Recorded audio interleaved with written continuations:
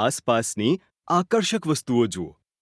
ચાલો શરૂઆત તરફ પાછા જઈએ અને જોઈએ કે બાઇબલ આપણને તે કેવી રીતે શરૂ થયું તે વિશે શું કહે છે. અને પૃથ્વી બનાવ્યા.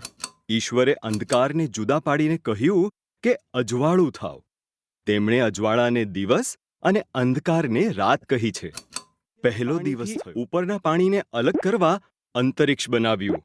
તેમણે અંતરિક્ષને આકાશ કહ્યું. બીજો દિવસ ભૂમિ અને પાણીને સમુદ્ર કહ્યો. પછી તેમણે ઘાસ અને તેના જેવા છોડ, અનાજ અને ઝાડ બનાવ્યા. ત્રીજો દિવસ જ્યોતિઓ બનાવે છે. તેમણે દિવસ માટે સૂર્ય, રાત માટે ચંદ્ર અને બધા તારા બનાવ્યા. ચોથો દિવસ મૂકી અને આકાશમાં પક્ષીઓ ઉડતા કર્યા. તેમણે તેમને કહ્યું, બચ્ચાઓ પેદા કરો. આખી દુનિયાને સંગીતથી અને આનંદ ઉત્સવના છાટણાથી ભરી દો. પાંચમો દિવસ બનાવ્યા.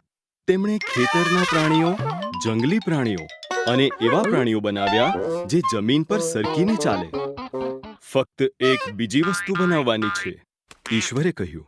સૌથી વિશેષ પ્રતિમા પ્રમાણે ઈશ્વરે પુરુષ અને સ્ત્રી બનાવ્યા. તેમણે કહ્યું, બાળકો ઉત્પન્ન કરો, દુનિયા પર અમલ કરો, માછલી, પક્ષીઓ અને પ્રાણીઓની સંભાળ રાખો. છઠ્ઠો દિવસ દરેક વસ્તુ પર નજર નાખી. તે ખૂબ સારું છે, તેમણે કહ્યું. તેથી સાતમા દિવસે તેમણે આરામ કર્યો અને તે દિવસને વિશેષ બનાવ્યો. સાતમો દિવસ થયો.